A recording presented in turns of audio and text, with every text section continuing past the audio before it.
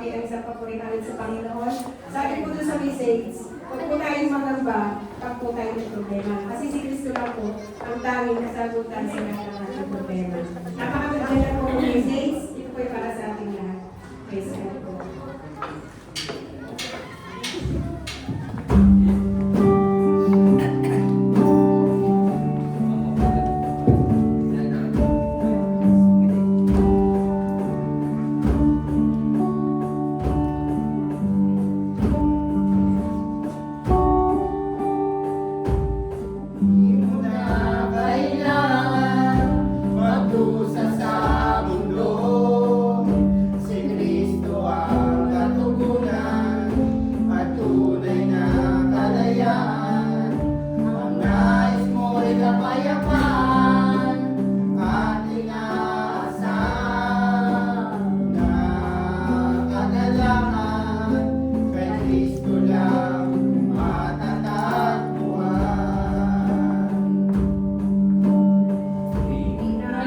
Kailangan magdusa sa mundo.